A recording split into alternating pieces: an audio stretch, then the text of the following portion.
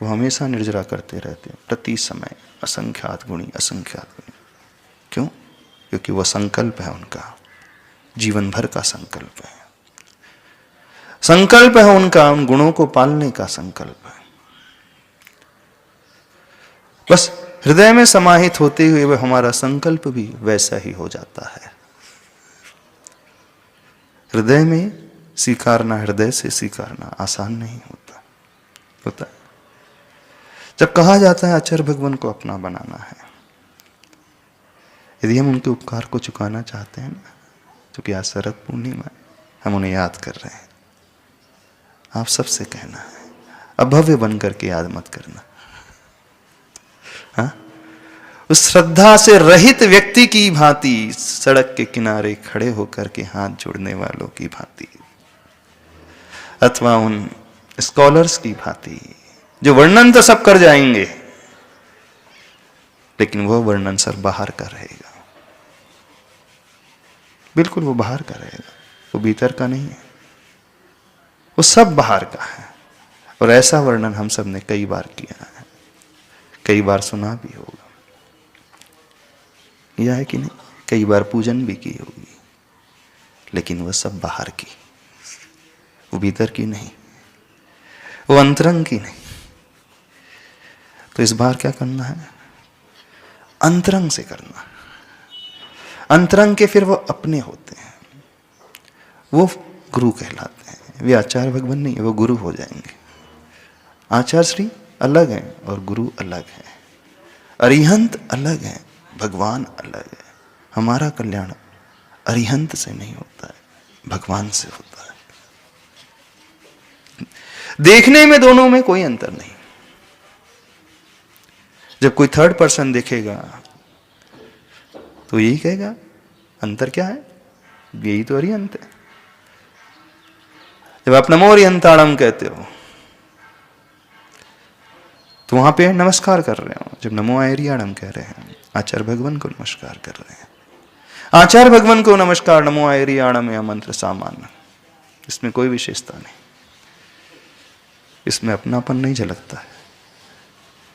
हाँ, इसमें अपनापन नहीं झलकता है।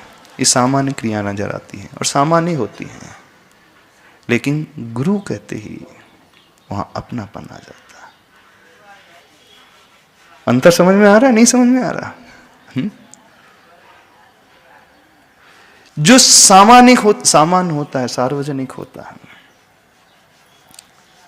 उसकी केयर कोई नहीं करता है।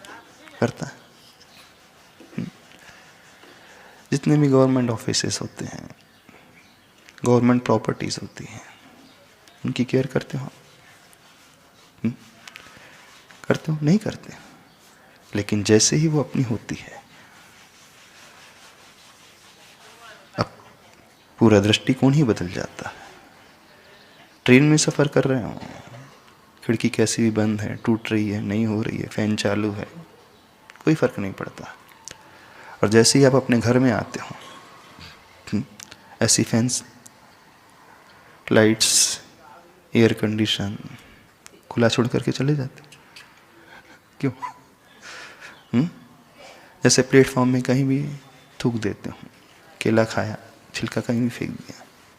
अपने ड्राइंग रूम में भी ऐसे करते हैं? मतलब बताना, गुटखा खा रहे हो, बेड में थूक दिया, कभी ऐसा होता? क्यों नहीं होता?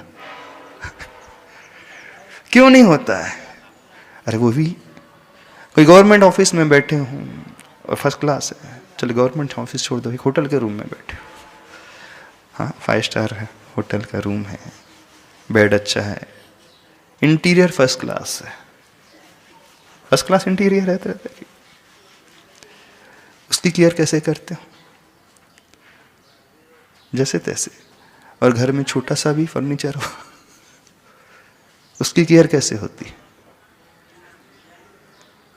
वो कॉस्टली था, ये चीप था, फिर भी केयर इसकी ज्यादा अच्छे से। क्यों? बताना। जब आप मंदिर जाते हो, मंदिर में लाइट चालू है, कोई अंतर नहीं पड़ता, चालू रहने दो, अपना क्या जाता है, समाज का जाता है ना। कमेटी वाले देखेंगे, हमारी थोड़ी ड्यूटी है, वो संभाल लेंगे। घर में ड्राइंग रूम में कचरा है, तुरंत सफाई कर दोगे। मंदिर में पड़ा है तो माली का काम है, हाँ, जो सर्विस कर रहा है उसका काम है। यानी आपको अपने मंदिर में भी अपनेपन की भावना नहीं आती, हम ये कहना चाह रहे हैं।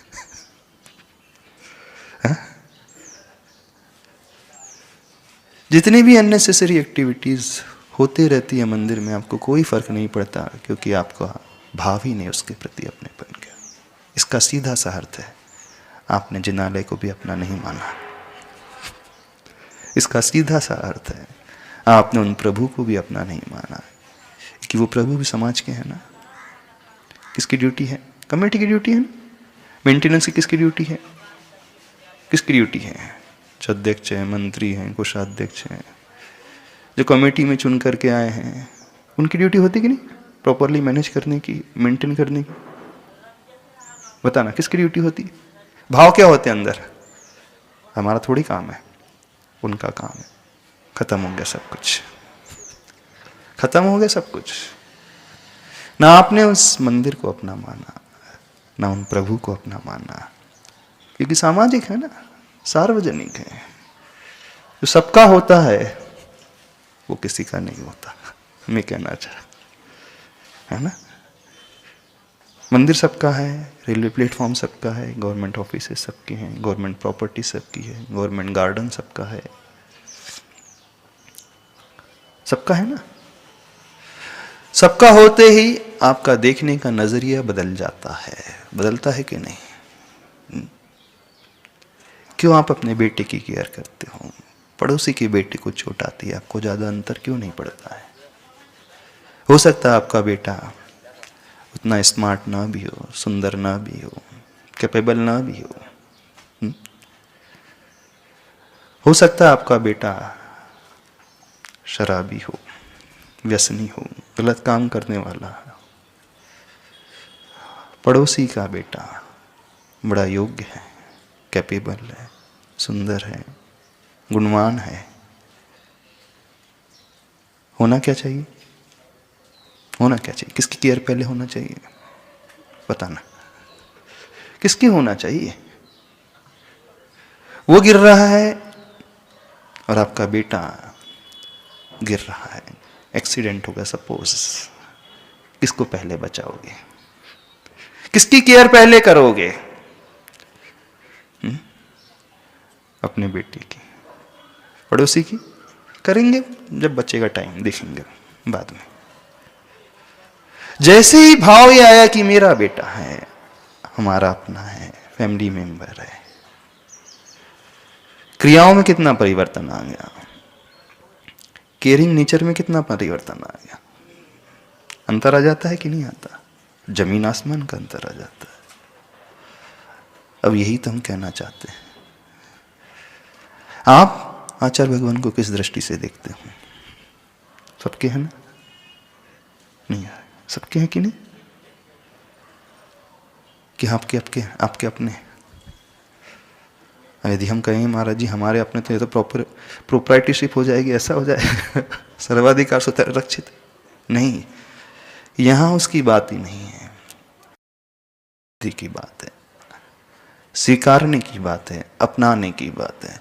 जब आचार्य भगवान कहते हैं तव पादौ मम हृदय, मैं आपको अपना मानता हूं, हृदय से स्वीकारता हूं, अथवा अपना हृदय आपके चरणों में अर्पित करता हूं, इसका सीधा सा अर्थ है इतना अपनत्व, इतना अपनापन कि अब उनके बिना वो कुछ भी कर नहीं सकता। ऐसा व्यक्ति कभी गलत कर नहीं सकता, ऐसा व्यक्ति कभी पाप नहीं कर सकता, ऐसा व्यक्ति दृष्टि कभी खराब नहीं कर सकता, ऐसे व्यक्ति का आचरण कभी गलत हो नहीं सकता।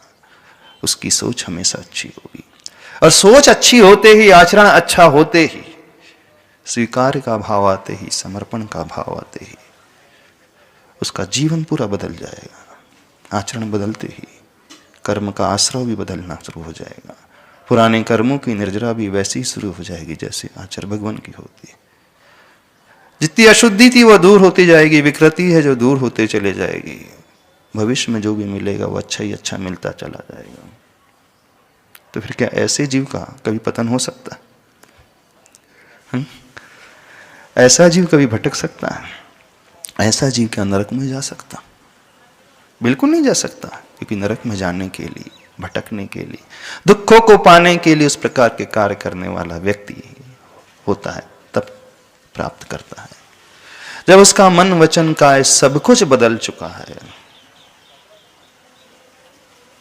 पूर्ण रूप से बदल चुका है, तो उसका भविष्य कभी भी खराब हो ही नहीं सकता, बड़ा उज्जवल होगा। बिल्कुल वैसा ही होगा जैसा भविष्य उन आचार्य भगवान का है। ये कहा जाता है सही रूप में गुरु को अपना बनाना, उनके उपकार के बदले को चुकाना।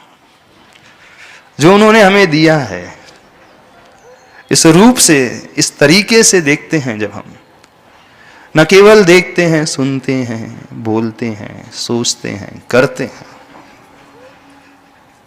तो हम उन रूप हो जाते हैं। ये कहलाता है गुरु को चाहना। यहां पे गुरु आचार्य भगवान को नहीं चाह रहा जा रहा है। देखने में यही आएगा, कथन में यही आएगा कि हम आचार्य भगवान के प्रति भक्ति कर रहे हैं, आचार्य भगवान की भक्ति कर रहे हैं। कोई थर्ड पर्सन देखेगा तो ये कहेगा हाँ ये आचार्य भगवान की पूजा कर रहा है। आचार्य भगवान की पूजा नहीं, उसकी दृष्टि में कुछ और ही भाव है। करेगा वही सब कुछ, लेकिन अब उसका सब कुछ बदला बदला रहेगा, क्योंकि उसने अपना लिया है। और अपनाते ही परायापन का बोध दूर हो जाता है। अपनाते ही व्यक्ति जैसे अपने वालों के लिए करता है, और उससे बढ़कर के कहें जितना वह अपने आप को चाहता है और अपनी सुरक्षा के लिए करता है, फिर सारा कार्य वो वैसा ही करने लगता है। हृदय में आते ही अब वो दो नहीं रह जाते। अब एक बात और समझने की कोशिश करना, वहां अब दो नहीं है, वहां एक हो गया, वहां भेद समाप्त हो गया, अब यहां पर अभेद आ गया। और अभेद आते ही जैसी हम अपनी चिंता, अपने हृदय की चिंता करते हैं, अपने आत्मा की चिंता करते हैं, उसे हम खो नहीं सकते, उसे हम भटकने नहीं दे सकते। हम फिर वह सारे कार्य करेंगे जो इसके ऊपर उठने के लिए बड़ा आवश्यक है। कभी गलत कुछ हो ही नहीं सकता, कर ही नहीं सकता ऐसा व्यक्ति।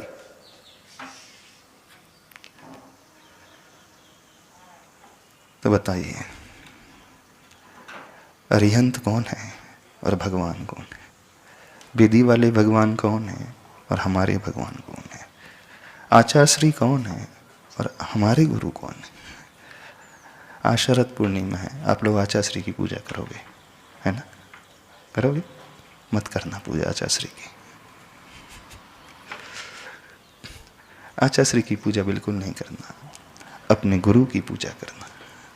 आचार्य श्री की पूजा तो हर वर्ष की है, उससे कुछ नहीं हुआ, क्योंकि वहां पे आप दूसरा देखते हो। जब भी आप पूजा के लिए द्रव्य उठाते हो, आपकी दृष्टि में वहां दूसरेपन का भाव है, परायेपन का भाव है, सबका भाव है। लेकिन यहां कहा जा रहा अपनेपन का भाव। तो अंतर समझ में आ रहा? दोनों में क्या अंतर है? नहीं समझ में आ रहा? क्या अंतर हुआ? जमीन आसमान का अंतर है। आचार्य श्री के रहने से कुछ नहीं होगा, यदि होना होता तभी तक हो गया होता। उनको अपनाने से होगा। जब हम कह रहे हैं उनको अपनाने से, तो उनकी हर एक्टिविटी को अपनाने से होगा, उनकी हर सोच को अपनाने से होगा। अब उनकी वह सोच हमारी सोच, अथवा हमारी सोच उनकी सोच, अब दोनों में कोई अंतर नहीं नजर आएगा। तो वो जो जो कर रहे हैं हम वो करेंगे, वो जो दिख रहे हैं हम वो देखेंगे। जैसा जैसा वो सोच रहे हैं फिर हम वैसा वैसा सोचेंगे, जो जो वो कह रहे हैं हम वैसा वैसा ही कहेंगे। अब कोई दूसरा रास्ता ही नहीं, कोई इफ नहीं, कोई बट नहीं, कोई क्वेश्चन मार्क नहीं, कोई संदेह नहीं, कोई आशंका नहीं, कोई डाउट नहीं। वहां निशंकित होकर के व्यक्ति बढ़ता चला जाएगा। अपनाने का अर्थ व्यक्ति संदेह शंका रहित हो जाता है, पूर्ण निशंकित हो जाता है। उसकी श्रद्धा कभी डावाडोल नहीं हो सकती है, उसकी आस्था बड़ी दृढ़ होती है, बड़ी बलवती होती है, बड़ी मजबूत होती है। कोई क्वेश्चन मार्क उसके मन में नहीं उठता, कोई भाव ऐसा नहीं पैदा होता। वो अंदर से बिल्कुल बिना क्वेश्चन उठाए, बिना संदेह पैदा किए, सहज और सहर्ष,